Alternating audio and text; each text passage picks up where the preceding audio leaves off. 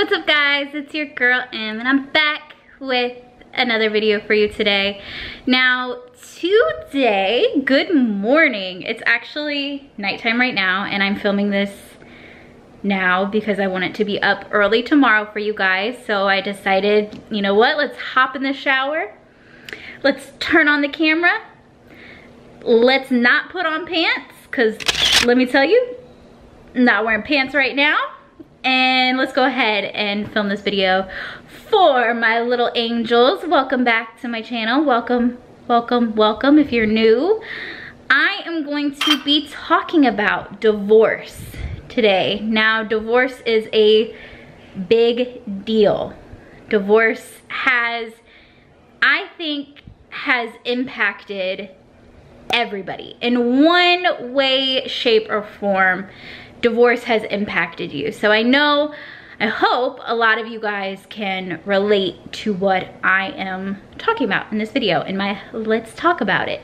Divorce. Let's get into it.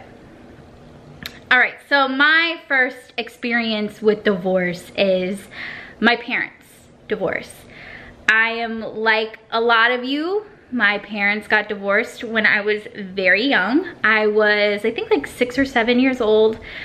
I go back and forth in time. I think I was like in first grade. I think that was it. Yeah, first grade, something like that. Because I remember when it happened, my mom wrote a note to my teacher to like let her know what was going on at home, and basically was just like, hey, her parents are going through a divorce, like just giving you a heads up, and you know, be a little, you know, not like extra, don't treat me any different, but like just like that's what's going on if like my behavior were to change or whatever. So my mom wanted to let my teacher know. And after my teacher read the note, she came up to me, she like called me to her desk, and she gave me this like really big hug, and she was just like, if you need me, if you want to talk about it, anything going on, just let me know. And she was really nice about it. You know, she's my first grade teacher, and I think that was the moment I realized it was a big deal. Like things were gonna be different. And because up until that point, I was just like, okay, like, I don't really get it. I guess you're gonna live in different houses. Like, all right. I don't know. I mean, I'm 6. I'm in first grade. Like, what do I know? I don't know anything. I know nothing. I don't even know how to multiply. So how am I supposed to compute what divorce really is? Hello? So at that point I realized things were going to be different. I didn't know how different. I didn't, you know, understand the ins and the outs of it, but I knew things were going to be different. My parents, I think it was like a Sunday morning when they told me. They're like, do you know what divorce is? Again, I'm like 6 years old in first grade. No, I don't know what divorce is. I don't get it. And I think I was uncomfortable, and like I said, I didn't know. I didn't understand. And then when my teacher was making a big deal about it, I was like, okay, I guess maybe there's something to this. I don't know. Still was confused. But it was a really difficult transition for me in some ways. But in a lot of ways, it wasn't all that different. My dad is a truck driver. So my dad wasn't home throughout the week. He wasn't home. It's not like he came home at 5 every day or 8 every day. He did not come home every day. So I was used to that. My mom and I had a groove thing. We were in sync. We had a schedule. We were good. My dad just kind of floated in and out because of his work schedule, which was fine. You know, it is what it is. But before the divorce, I never had a lot of one-on-one time with my dad.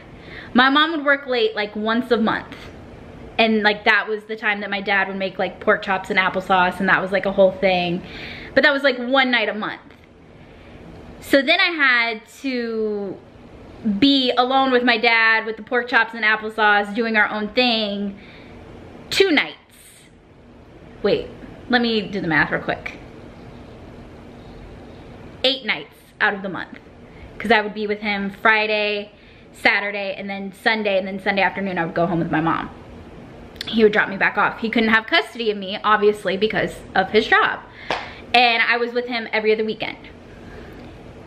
And so in the beginning, it was a difficult transition because I wasn't used to having one-on-one time with my dad.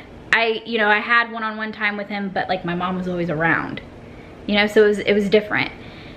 And it was tough on me because I was a mommy's girl. Like, I was just always with my mom. She was my comfort. She was my security blanket. And so it was different going to be with my dad every other weekend. And it was fun. I'm not saying, like, my dad isn't, my dad's a good dad. It's just we weren't around each other that much because of his job, and that's okay. And so we had to kind of get into our own little groove thing, and we had to get into our routines. So that was a little difficult. But once I got through that, it really wasn't that big of a deal. I was just, with him. And we would go and get like Coney dogs. We would get like hot dogs at this place called Jeff's Coney right by his apartment. And he would quiz me on the states and capitals. Like, I've known the states and capitals since I was, not lying, since I was in 6th grade, because he like would drill it in my head. Like, I think my dad just like really didn't know what to talk to me about. So like we would just like, he would just teach me random stuff like the states and capitals. So I've had those on lock for some years now. You can quiz me, I'm, good to go. It's nothing. So me and my dad had to kind of get in the swing of things. And once that happened, it felt like a lot easier and a lot better. And also, my parents, I said in the last video, my parents didn't know how to communicate when they were married. They were able to communicate much better divorced, and they were able to kind of step outside of their relationship and say, what is the best for Emily? What is the best for our child? How are we going to make sure that she has a good and stable life? And I really respect them for making that tough decision for my benefit. I'm sure it was very, very difficult on both of their ends. I'm sure, a lot of hurt feelings, a lot of resentment, a lot of different things going on in their own head, but they wanted me to have a good life. And I really, really appreciate them and love them for that. It's, one of the most selfless things you can do, is to take your own feelings. And I mean, that's what you do as a parent. You put everything aside to make sure that your kid can have the best life. And I really, really appreciate them. And it got a little more difficult when my parents started dating. Got a lot more difficult when my parents started dating. My mom started dating this guy, and I was only allowed to go to like a certain corner, like by my house. Like, I wasn't allowed to go past that corner. And because I was like acting out and I was mad that she had somebody over, I went, instead of being at that corner, I went to the corner on the other side. Like literally, like, not even that far apart, but I was just like, I'm gonna show her. I'm gonna sit on this other corner that I'm not allowed to sit on. And then she just like called me home and was like, what are you doing? Like, she could still see me. Like, I was just so dramatic. And he's actually still in her life, which is crazy. They're not like, they like go back, like, I think they're like more like just companions. Like, they weren't together for like a really, really long time, like a big chunk of time, but they always kind of like weave in and out of each other's lives, and they're still in each other's lives today. So shout outs to him, because he's a really good guy. But yeah, so I had an issue with that. And then my mom dated this other guy who was a jerk off, and if I ever see him, it's on sight. And I'm gonna say that with a smile on my face, because I really cannot stand him. You know who you are if you're watching this video. I look insane, but I'm just telling you. Anyways, he dumped my mom. It was like in middle school. He like dumped my mom to be with somebody else. He like cheated on her.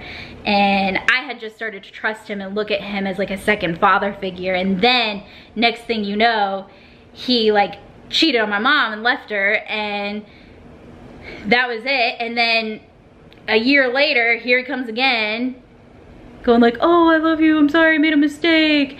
And then bam, started trusting him again. And then he did it once again, like the garbage person he is. And that was when I realized that I have crazy trust issues because people that do that type of stuff. And he's the worst, forget him. And then my mom like really hasn't had like a serious like partner ever since him because he's a jerk off and he caused other situations in her life. So sorry, that's a really long tangent. I really can't stand that man. And then my dad met my stepmom. He met her pretty early after the divorce with my mom. He met her pretty early on, and he like, how do I say it with like being diplomatic? Like, I don't want to say he chose her over me because I know he didn't consciously do it. And him and I have mended fences, and I don't want to get into all of that, but I felt like I was no longer a priority. And that's kind of hits you hard when you're in elementary school and middle school and you're trying to figure your life out and you just feel like you're a second option when you shouldn't be. And I've had to overcome a lot of that, a lot of the scars that come along with that I carry, because I always just am trying to be good enough for everybody because I think if I'm good enough that they'll stay. I don't want to cry, but that's like a real thing that I deal with. I beat myself up over things because I think, you know, if I make a mistake that they're just gonna leave and that they don't want me, and you know, it's hard. It's a difficult thing to overcome, and I'm glad that my dad and I have overcome that, and I'm glad we've, you know, gotten our issues on the table and we, you know, can tell each other how we feel. And you know, he really tried when I was in high school to like get back into my life, and I just, at that point I was just like, no, I'm good.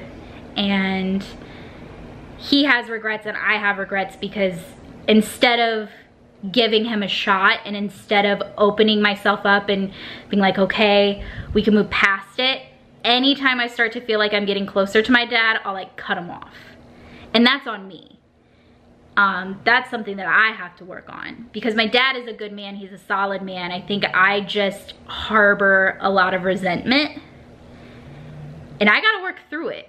I'm not saying, you know, I'm healed, I know what I'm doing, I can solve this. No, I still, you know, find myself shutting down when I feel like I've opened up too much, or, you know, I will put walls up very quick. Like, you know, those kids in Fortnite that be making those walls really fast? That is me in real life. That is the deal. That is the situation. But really, my parents had an amicable divorce. Like, they didn't talk bad about each other to me. They kept me out of it, and they just like wanted me to be happy and healthy, and I really, really am grateful for that. But divorce is hard. Divorce affects you in more ways than you think it does when it's happening, because I'll sit and think about my own relationships and I'm like, well, maybe if my parents handled this differently, maybe I wouldn't have done this. Or you kind of can analyze and like look outside of it, because now you're a fully formed grown adult and you can go, oh, ugh, that's why I respond to issues like that. Ooh, that's why I put up walls. That's why I do this, because this and this happened. And you're kind of able to analyze it a lot better. And you know, I have a lot of thoughts about relationships, and I think sometimes my thoughts about relationships and my optimism about relationships is just not there, because of, I know how real divorce is. I've been through it, I've lived through it, and I know that that's something that could always happen. I mean, I don't want to say celebrities, because people get divorced, not just celebrities, but you know, divorce is so common. It used to not be common at all. It used to be like, hush, hush, hush, you don't want to get divorced. Like, oh my gosh, like the worst thing in the world. But now divorce is so common, and I feel like people think it's like just an easy out. But then there's people that, you know, really fight for their marriage and really want it and stay longer than they need to because they just want to make that marriage work. And I don't think that's healthy either. So I guess divorce is kind of a personal thing. It's a personal thing, you know? It's not going to fix everybody's life. Like, my life probably could have been better in some ways if my parents stayed divorced, but I also wouldn't have seen a healthy functioning relationship. Not that I feel like I've seen a lot of examples of healthy functioning relationships. Like, relationships are hard work. Hard work. It's not just like, oh, you're so in love, you're so this, you're so that. Like, everything's so easy and like butterflies dress you in the morning and, you know, you've got deer outside that, you know, curl your hair or whatever. Like, it's not Cinderella, it's not Snow White, it's none of that. It's not a fairy tale. Marriage and relationships and love, it's not a fairy tale. It's not a romantic comedy. It's not any of that. It is work. It takes work. And either you can make it work or you gotta just say, you know, when enough is enough. And how do you know when enough is enough? My camera was gonna cut off. But how do you know? How do you know? And, you know, I think, like I said, it's just a very personal thing. Divorces, it's not like one size all. Divorces come in many different ways, shapes, or forms. It could be like my parents who simply just couldn't get along, and then they were able to co-parent really well, and I still had a reasonably good childhood and life. Or it's like people that have their parents that end up hating each other, and you're like, I wish they would have just gotten a divorce like 10 years ago. So it's just like all these different things. Or like, you get divorced because your spouse is cheating on you. You get divorced because there's abuse. You get divorced because there's somebody gambled all their money away. Like, there are real issues, and it's not one size. It's not one size fits all. It's not like Divorces R Us. You can't just like walk in and be like, I like a divorce, please. Like, no, it's like a legal thing. It's a whole thing. Then you gotta think about your finances, your assets, your, like, everything. And luckily my parents, I think they had a prenup, but it was like, it was 50-50. Anything that they came into the marriage with, they were able to take, and then anything that was accumulated during the marriage was 50-50. And then I was with my mom because of custody.